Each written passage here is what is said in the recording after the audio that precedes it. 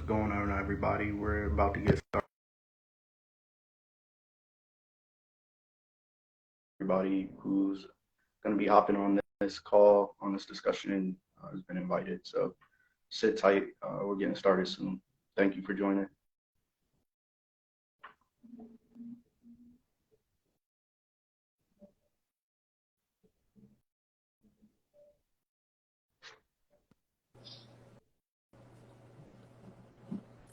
What's going on, bro? What's going on? What's going on? I'm sending out the invites, making sure that our guests are joining us. So we got quite a few people who have joined us. Thank you for joining us so far. Just sit tight. We're making sure everybody that's supposed to be on this call is hopping on. So Word. Absolutely. How you got feeling, brother? questions, if you got any comments, feel free to leave them in the chat. We'll be getting to some of those. Do maybe like pin the maybe Say like, that one more time. Then maybe like pin the topic conversation in the comment section. Yeah, I got you.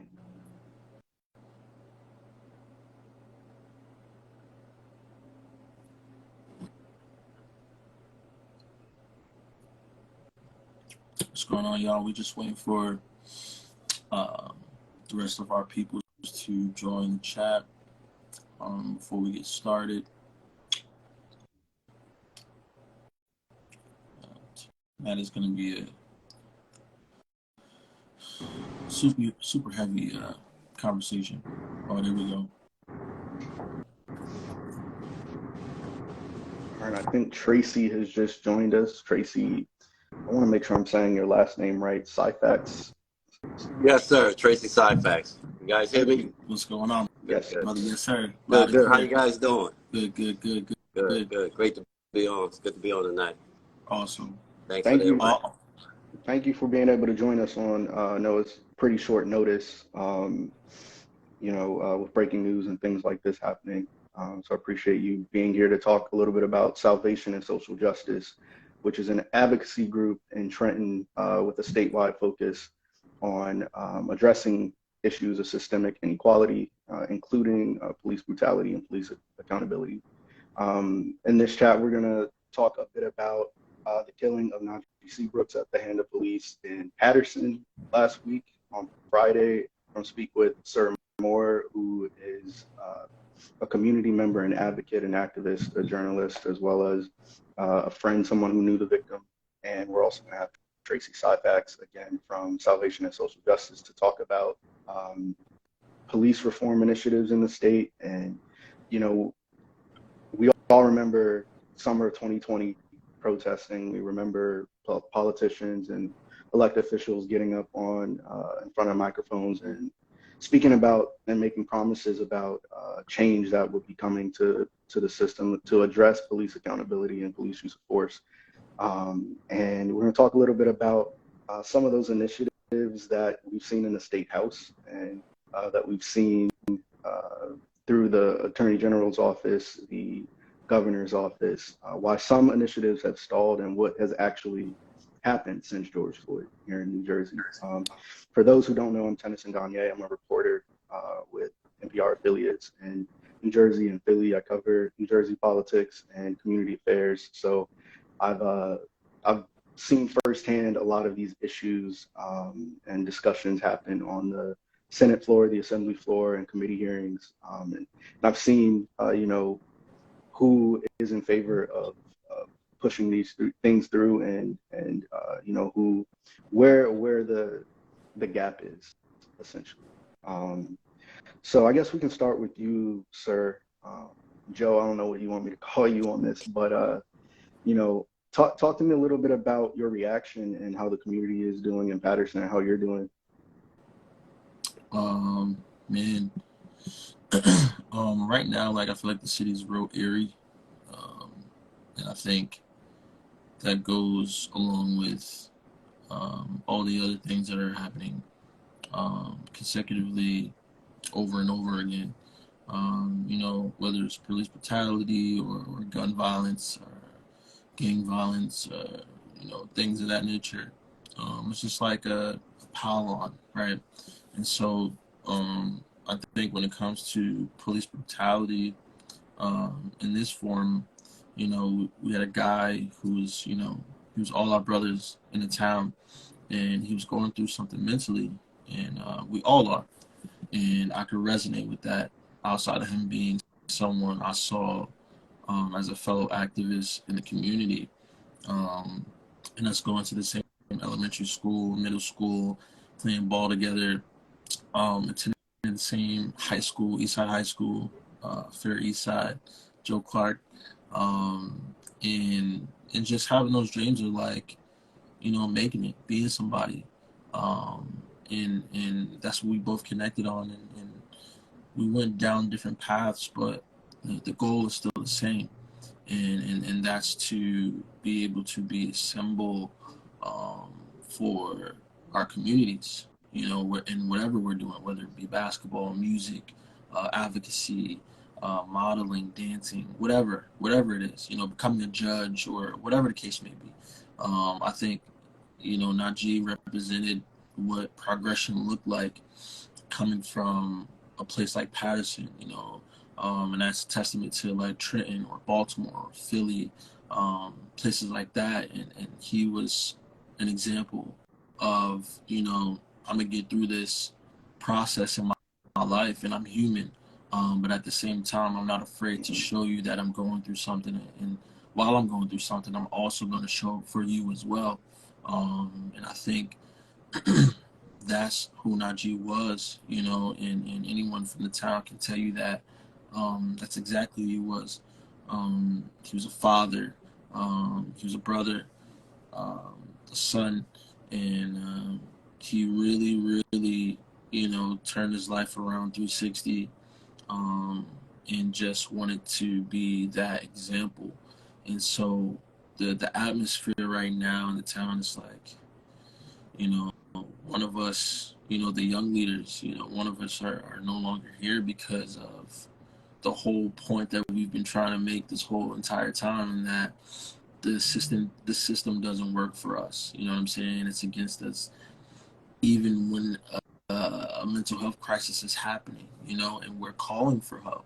And it's not like he didn't call for help, and I feel like, you know, I give onus to our generation. It's like when we need help, we call out for help. You know, we're not too prideful to ask for help, and I love that about us. You know, um, but to see that even with him calling out for help, the people who were supposed to show up, they showed up, but he was denied that help, and that's the heartbreaking part. You know what I'm saying? And it's like being a black man, being a black person, um, even when we call for help, it's just like we still get denied that help, you know. And it sucks that it ended this way. But yeah, the city is heartbroken. You know, the city's heartbroken right now. And man, when I got the news, I was just like, you know, he's not my blood family, but it felt like I lost a dear family member that I was close to, you know, my entire life. So and just to see him rise to where he was, it's heartbreaking, bro. Yeah. So I just want to catch people up who may have joined who haven't seen the headlines, who haven't read the reports. I'm reading from New Jersey Spotlight News, which is public media here in New Jersey. And so on Friday, word went out that there was a police shooting in Paterson, and Najee Seabrooks, who is a member of the Paterson Healing Collective, which is a violence intervention, de-escalation group.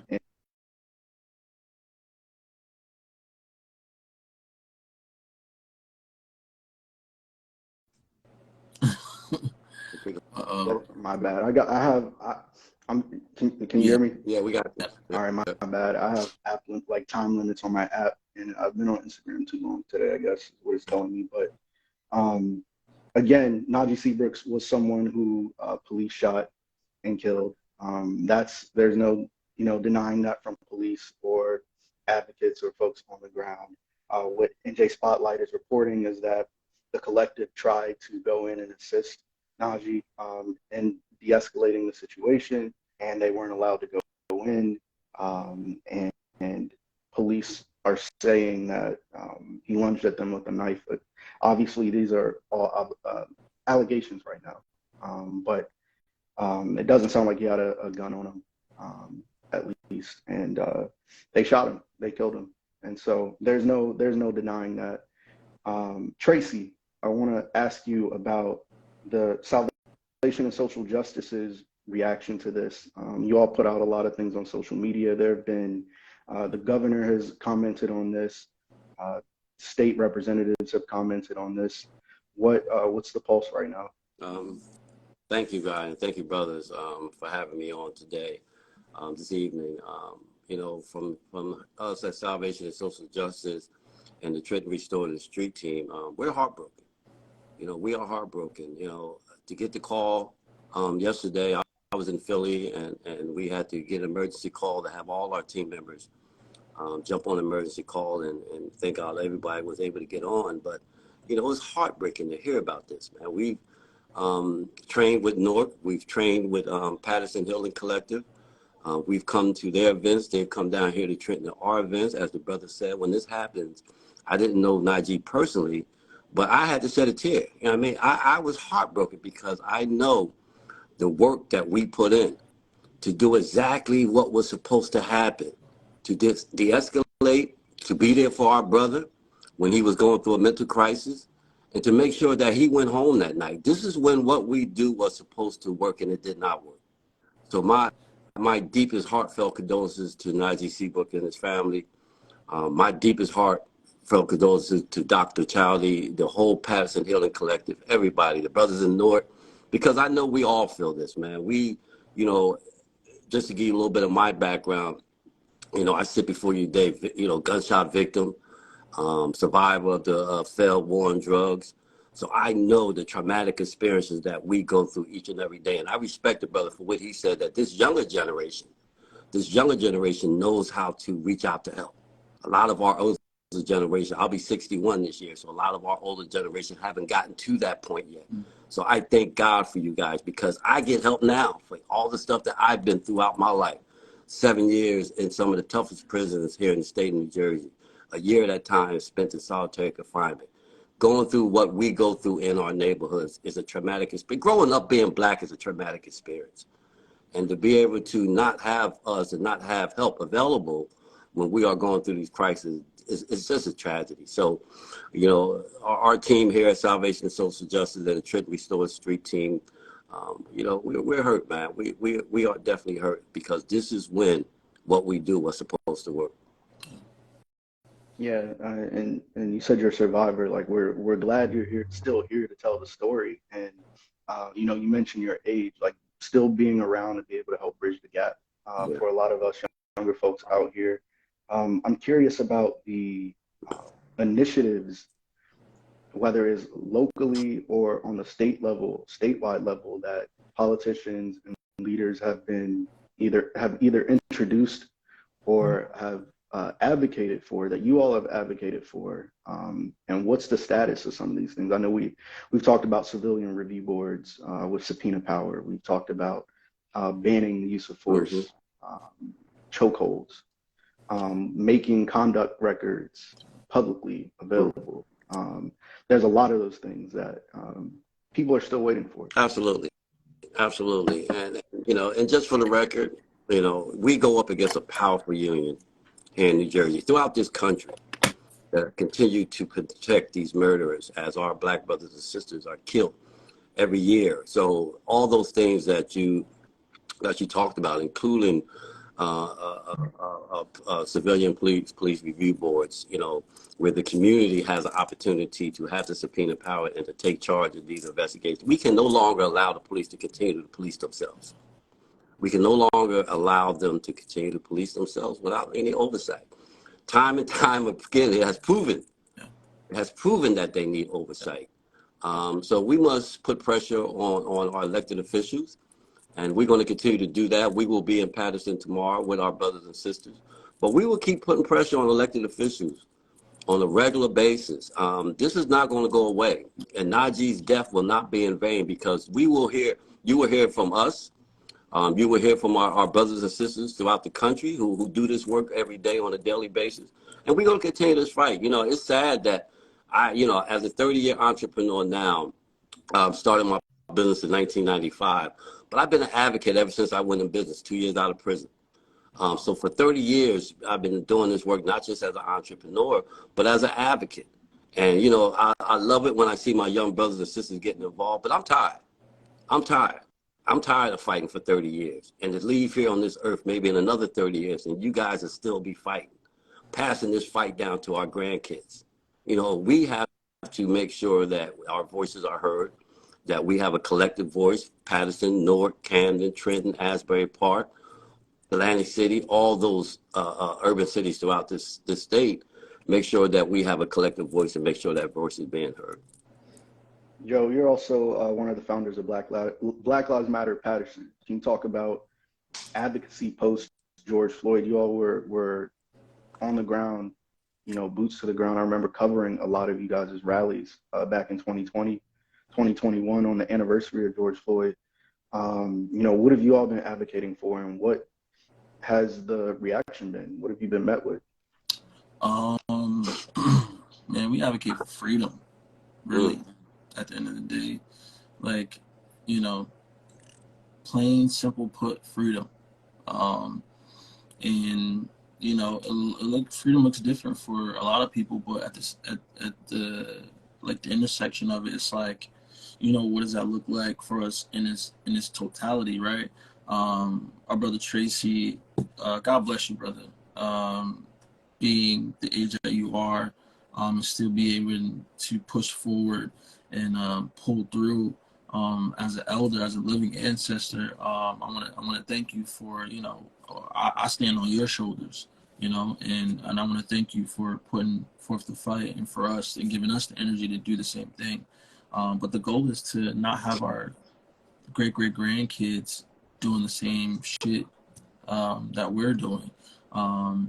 Maybe advocating in different aspects, and this part of the advocacy be, dead in the next 30, 20 years, because there's so many other things that are happening, and we're fighting just to be recognized as a people. And so hopefully, in my lifetime as well, I hope that this is all deaded, and of course there are going to be things to fight for as humans, right?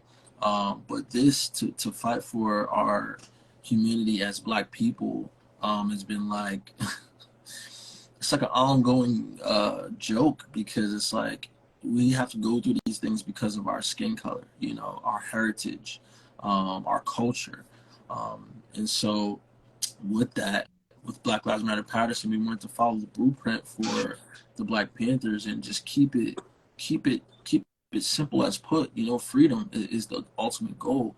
And so what we're doing now is we've opened up our first BLM Youth Center on 10th Ave in Paterson. The kids are able to come and be free to create, be free to do their homework and get coding and mathematics and art, and all in one space. And we're about to open our harm reduction space that'll be located right across the street from the Paterson Public Library on Broadway. That has a lot to do with people coming off the street that's trying to, get a second chance at life, who are addicted to drugs, but they want to make that transition into being off of those things, with the opioid crisis. And and giving them the tools to navigate in their next chapter, giving them a second chance because they want a second chance, and like I said, the goal is just freedom, man. Being able to be Black and not boundless. We don't live in a box. We're capable of doing anything.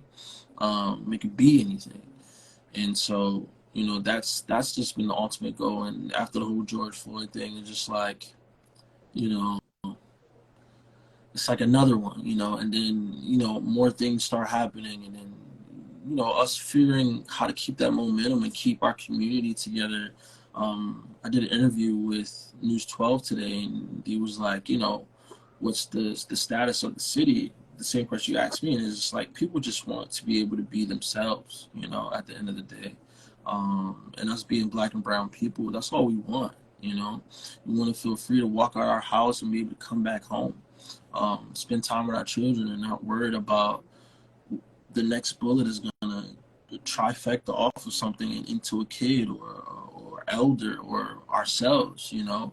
And then you know, there's so many things tied into our culture as black and brown people in America, that so many things are happening that we're in survival mode every day. And so that's why I said freedom is like the ultimate goal, bro. You know, any way that we can make people feel joyous, any way that we can make people feel at home. I know it's cliche, but creating safe spaces for people, safe conversations, you know, uplifting the black men, you know. I feel like, you know, bridging the gap with the brother here and ourselves, and all the things that people identify with. We're bridging us together and understanding what the, not the new masculine or the new feminine, but what does our blackness stand for? You know, how far are we gonna go to exude and pull and scratch and claw for our freedom, you know, because I think that's really it at the end of the day. Like, we're all advocating for different things, whether you're a black man, a black woman, or you identify with nothing at all. As black people, we're just aiming for freedom, bro, you know. And so that's really it, you know, especially with us and BLM Paterson. People ask us what's going on with the whole BLM movement, and all we can say is we're only worried about Paterson, you know, because that's all we can do. You know, that's all we can worry about, because that's where we all live. That's all where all of us reside at. And so, you know, freedom is the ultimate goal. Word. Tracey, I want to jump to you real quick.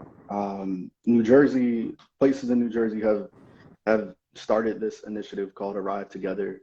Are you familiar with Arrive Together? Essentially, I'm somewhat familiar with it. But okay. you know, I don't believe we need to ride with the police. That's for sure. I believe we need to have a response team that are made up of formerly impacted individuals, those that are from the communities of Paterson, those that are from the communities of Trenton, and let us be the response team.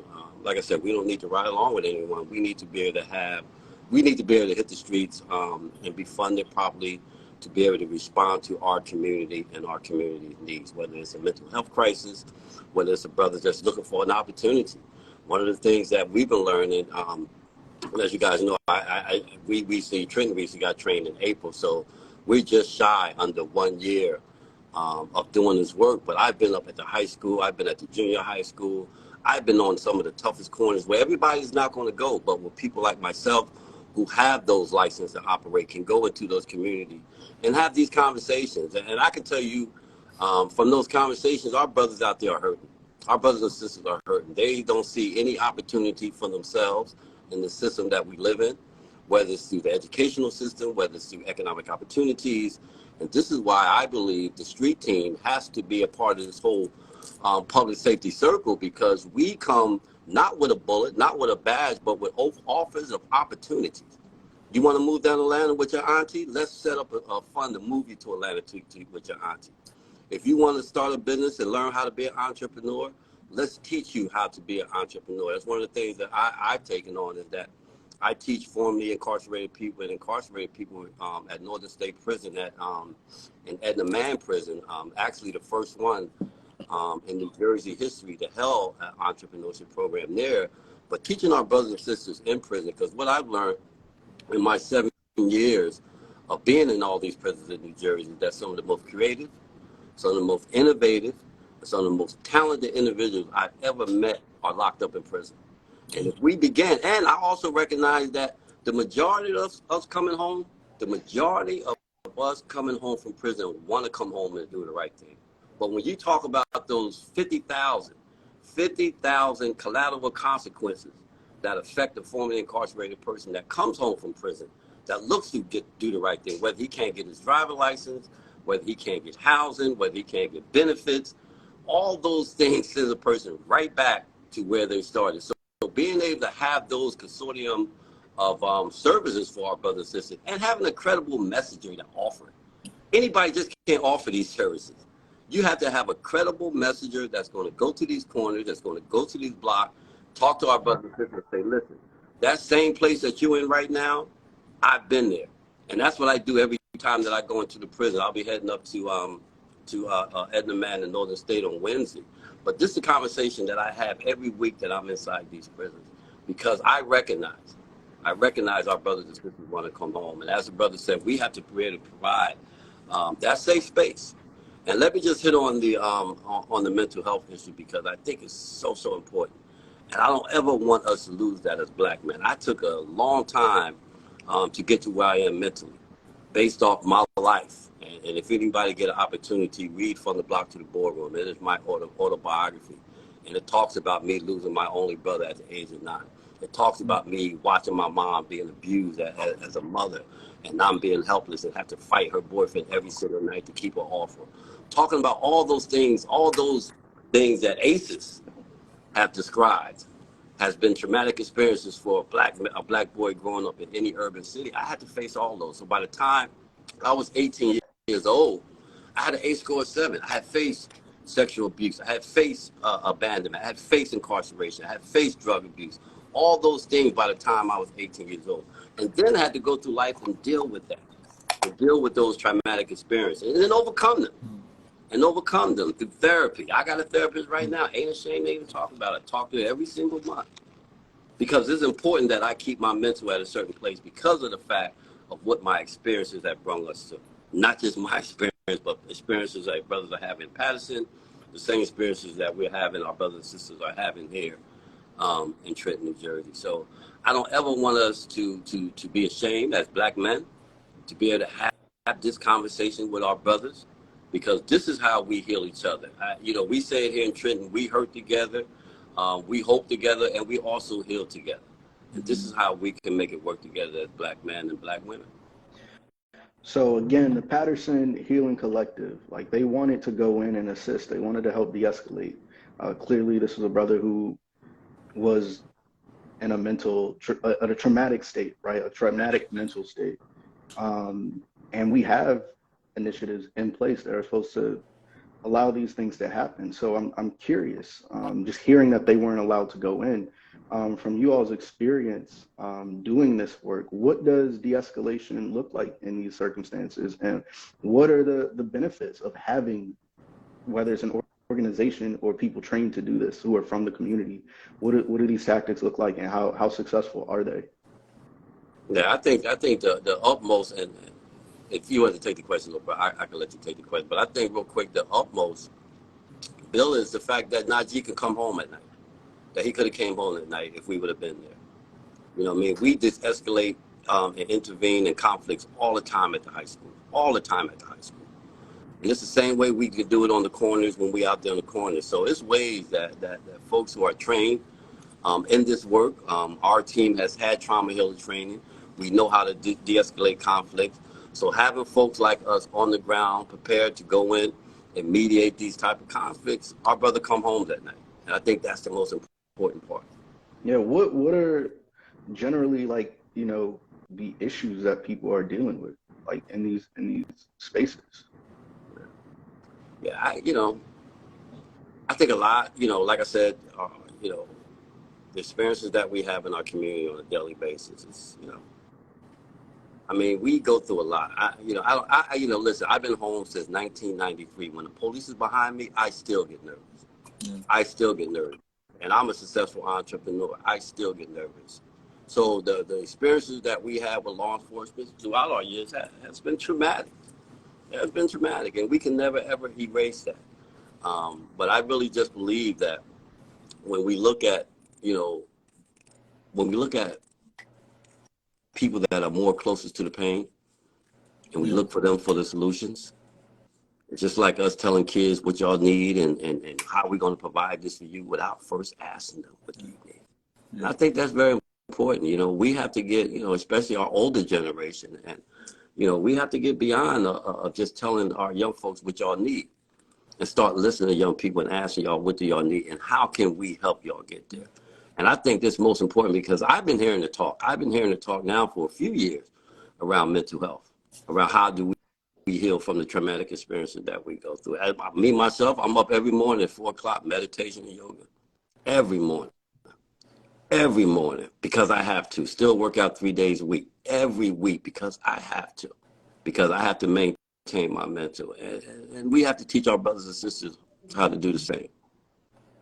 Yeah, Joe, you want to take a stab at it? Man,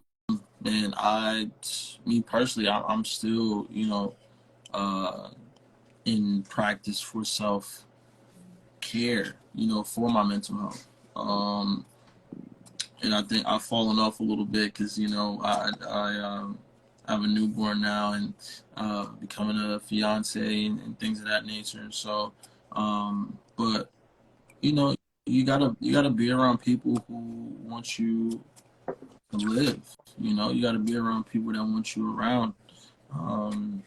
You know, living this family man life now. This is my tribe, and every day, wifey is on me about just like, yo, get back to that, get back to meditating, get back to yoga, get back to stretching, taking 5-10 minutes out of your day before you start your day and just, breathe it out, breathe it in. Just take a couple moments to yourself because you do a lot. And our women, they do a lot and they notice that we also do a lot. And, if they're able to, do that and say, hey, look, listen, I'm not doing nothing but taking time to myself right now. We can all do the same thing. And so, brother, I commend you for taking those moments out of your day to just like, reset and recharge before you start your day. And so I'm getting getting back to that space as well.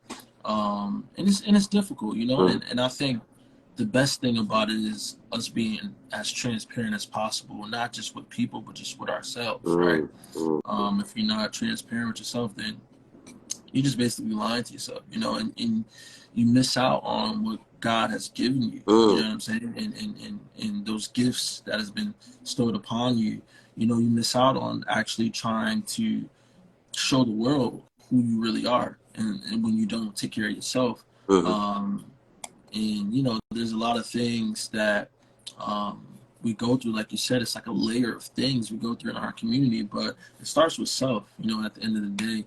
And if you don't pour into your own cup first, it's hard for you to do that for others. And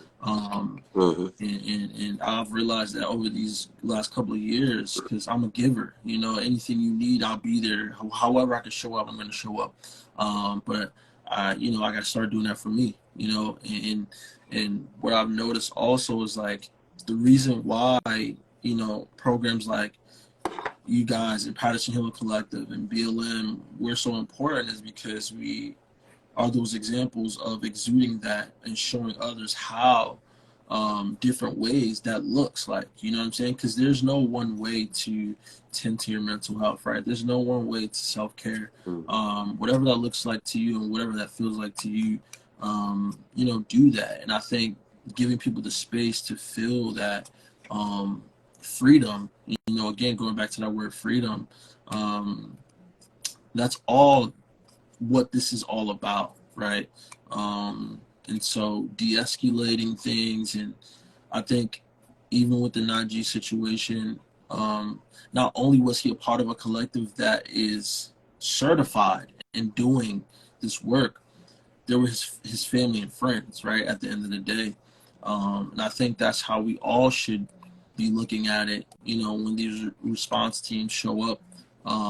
It's like, yo, people that know you best are coming to save you, coming to help you from your, whatever the issue is, whether it's with yourself or your spouse or friends or whatever your living condition, they're there to help you. And so, and it's tough when you have, again, a system that is constantly blocking us from getting the help that we need, even from each other, and and so yeah, it's it makes our job even harder, when the powers that be get in the way of us actually doing our jobs, and making sure that, I don't know what it is. I'm not gonna be too shady or whatever, but it's just like, it's like they don't want us to live, whatever chance we have, they don't want us to have it. And that's just how I personally feel, especially after this. It's just like, a kid has been fighting for his life, his whole entire life, and to get to a point where, being with the Paterson Healing Collective, talking about Najee, who's able to travel and got to see the world in a different way, go to beaches and concerts and be around people like you guys, that you have stuff going on in Trenton and things of that nature. And so connecting with other people that are like-minded, and just for his life to be taken away just like that, it feels unfair.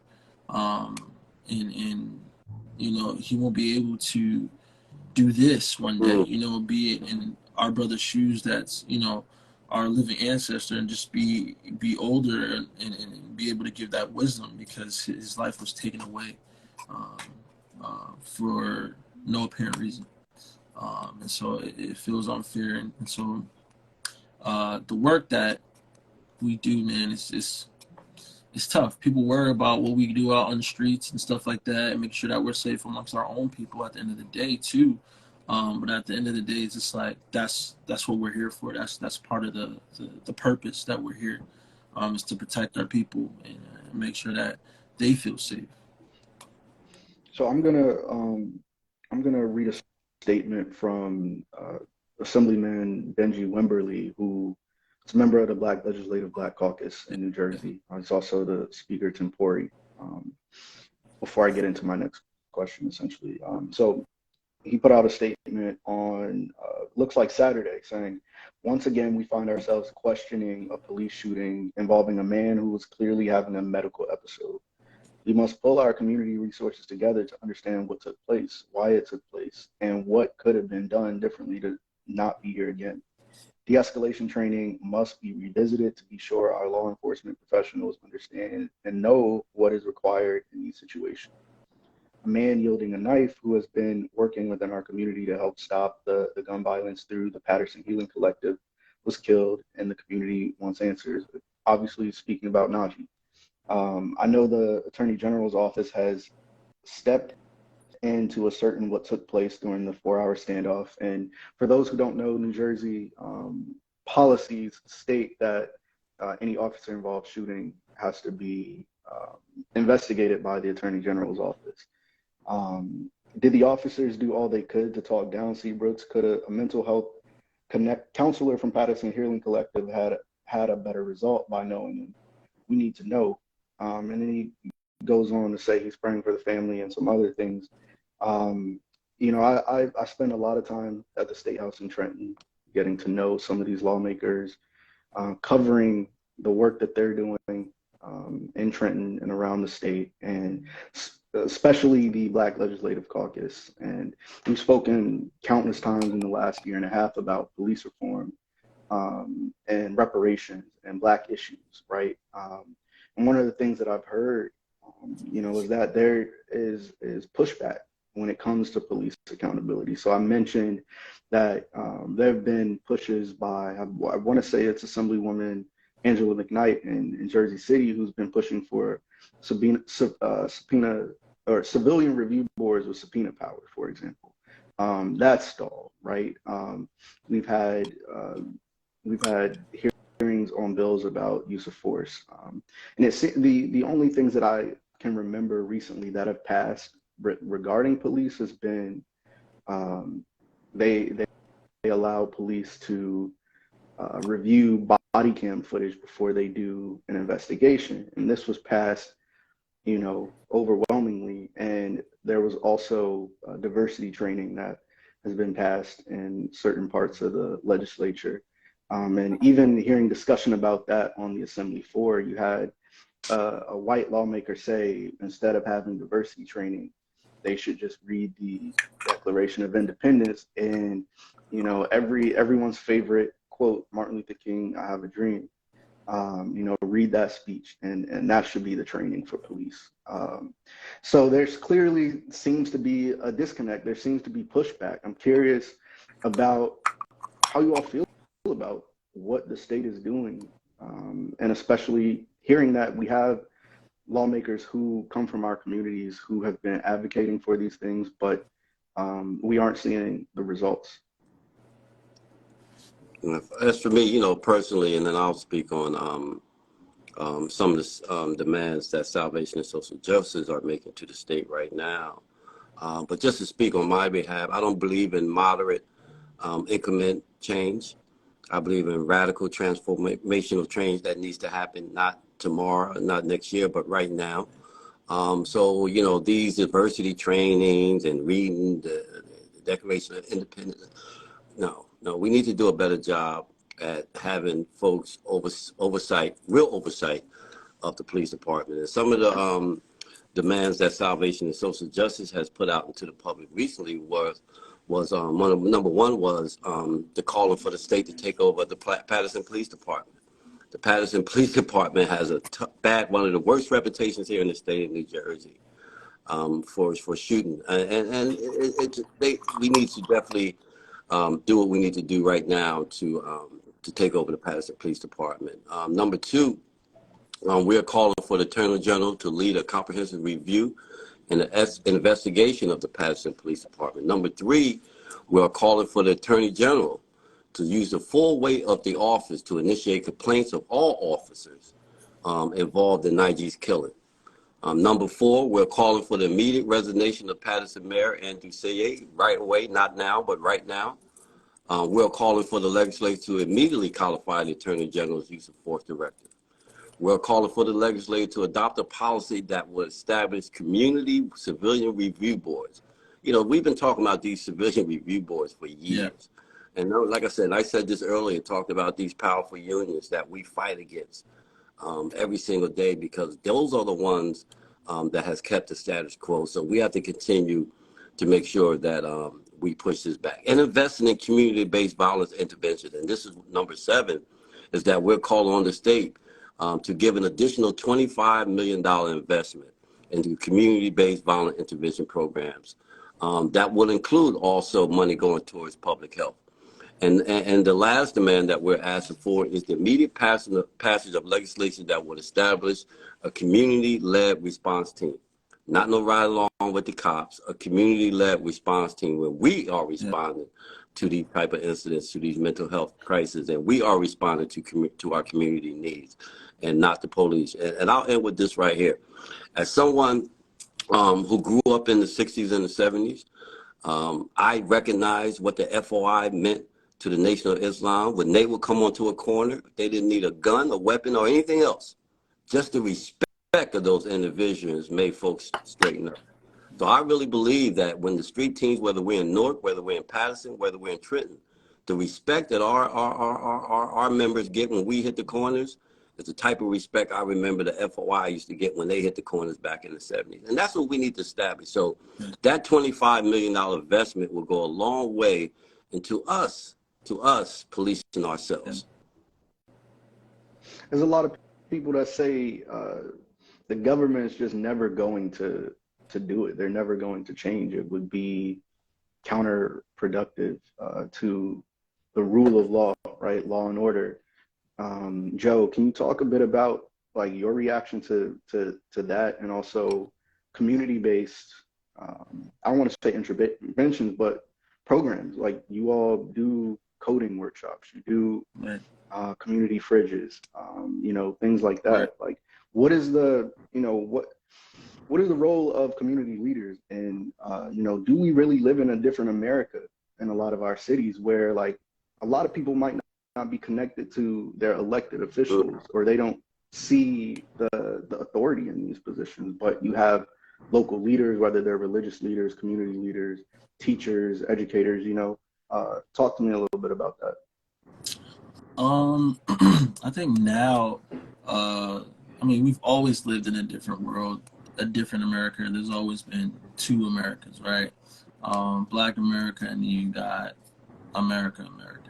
And so, and Black America is America, essentially, because without us, none of this would be here. Right. And shout out to our indigenous brothers and sisters who were here first, and had this land along with us, and, the whole story. If you know, you know. But I think in this time, a lot of us, especially in our generation, a lot of us don't want to be council members. A lot of us don't want to be the mayor or president, because we know it comes along with a whole circus step in whatever. In certain instances, when we're making full impact, being direct with people on a day-to-day basis. I'm not Muslim per se. My father is, and to see him a part of the Nation of Islam, and to see the work that they have done, just using them as an example, or the Black Panthers, and a lot of organizations who are present today, a lot of them are doing big work without the help or the foresight or the spotlight of any person in charge, whether they be the mayor, the senator, the governor, whomever. A lot of us are doing the work without their help. Now, would the financial backing help us more? Of course. But other than that, we have everything else down packed to the structure, to the policies and the connections that we have with the people within our own communities. We're already politicians. You know what I'm saying? If you put the definition next to it, that's essentially who we are. Community organizers, pastors, preachers, all that stuff. Spiritual advisors, financial advisors, marriage counselors, or therapists. Like, these are all a culmination of what those things already are.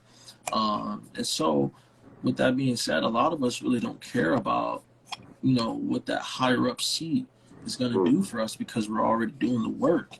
And so, even with us as Black Lives Matter Paterson, both locations were able to be bought and paid for because the community donated the funds to us, and we got receipts. Just in case people want to know, we got receipts. From who was donated what, and who was come and helped us do what.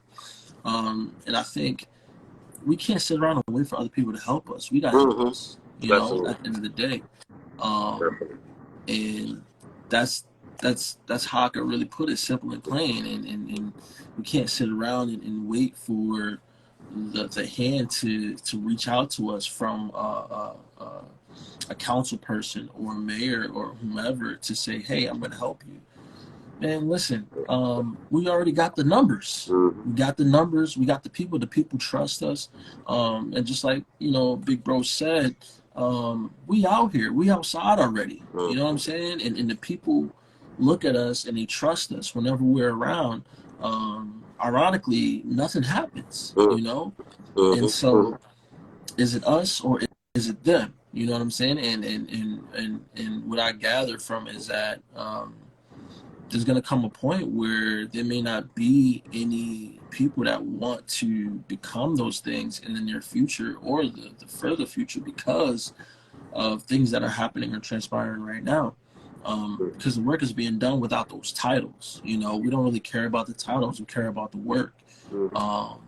And so, with that being said, like, that's really it when it comes down to it. Yeah, and I just want to add, and I know the hours are far spent, but I just want to add, because Joe makes an excellent point. He who controls the resources controls the community. And I say this all the time. As a 30-year entrepreneur coming home from prison, I was able to start my business 2 years after coming home from business and grew it to a multi-million-dollar corporation.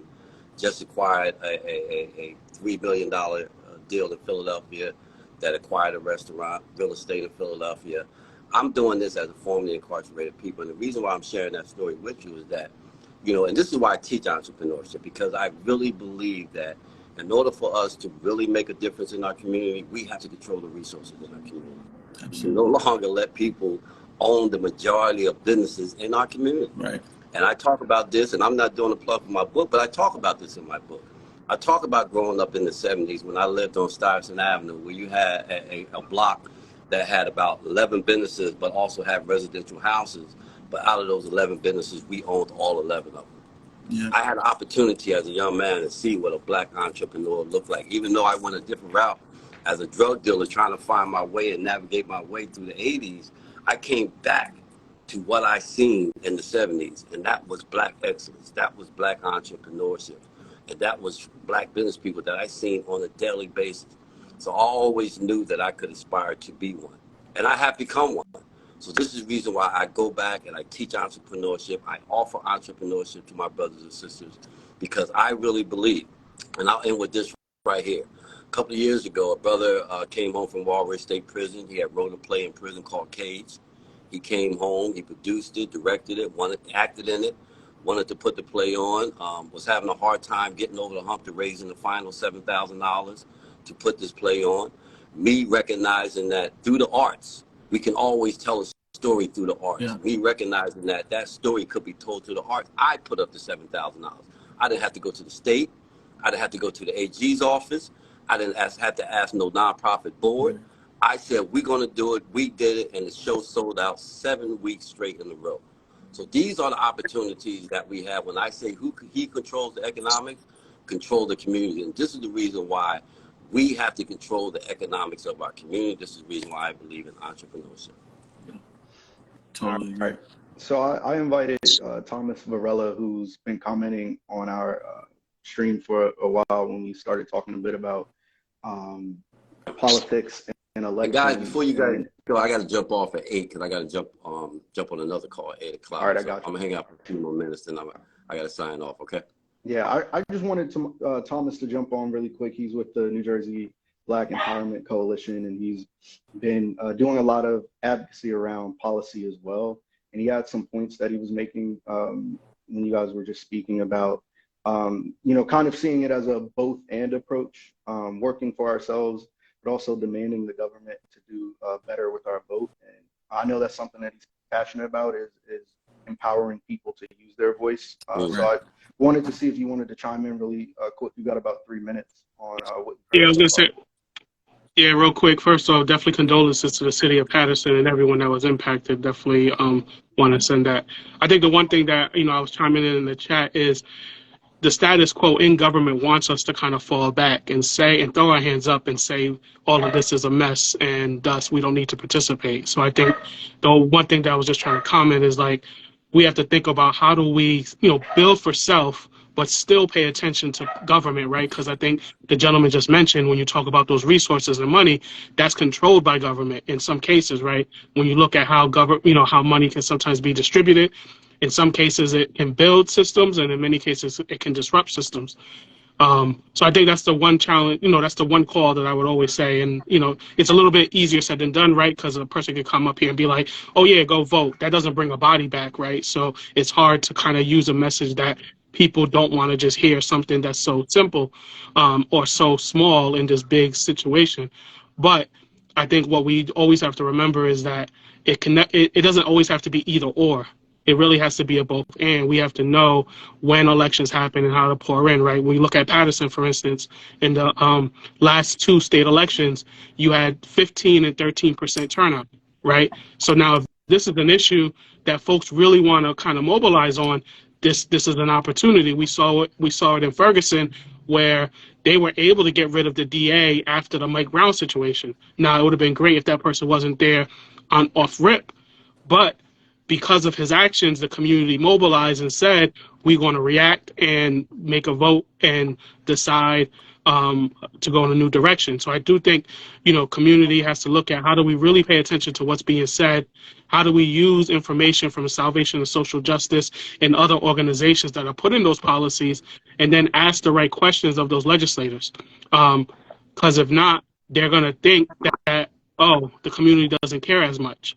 So I think that's just something that we don't want to lose sight of. And that's not to say that we still don't build for self. That's still not to say that we still, take care of our own community. But voting is just one tool in this whole process, right? So now this is the stage of accountability, especially in the primary season. this is the opportunity. I don't know, it'll be interesting to see who pops up on as candidates. If this is an issue that's really serious and whatever policies on the state level is critical, we can ask that question. Where do you stand on this specific issue? How would you push? And depending upon their response, the community can make a decision. Yeah, thank you for that. We got about 60 seconds left. Yeah. I just wanted to thank everybody for joining, number one, and for giving your insight. Condolences to the city of Paterson. And I want to also just remind folks that we have the state assembly and Senate elections this year. Like, people think about elections when we're voting for the president, but we have elections every year. We have elections twice a year, every year in June and November.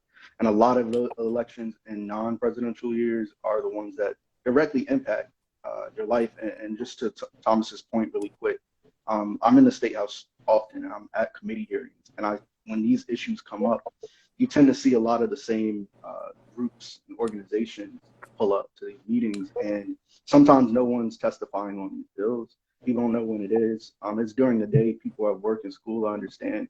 But to that point, it can, to some lawmakers, look like people don't care about it. So I did want to acknowledge that comment and just the reality of the situation as somebody that kind of sits in the middle of it and doesn't generally give his opinion, but reporting on what's going on. So I want to thank everybody for joining us today. All right, thank you, bro. Peace, man. All Thank you for having me on. I appreciate it. Thank you, bro. Joe, congratulations on the child, man. God bless you, brother. Appreciate Peace. you, man. Yes, sir. See you guys soon out there, man. I'll be see out you there outside tomorrow. You in Paterson tomorrow? You up there tomorrow? We're putting together the rally, so I'll be there. I'll be there tomorrow. I'll meet up with you tomorrow. I'll see you tomorrow, bro. Awesome. Thanks, Rally tomorrow at 6 o'clock, right? Yep. Yeah, Rally tomorrow at 6 o'clock, Paterson City Hall. Yeah. Thanks, bro. Appreciate it. Peace.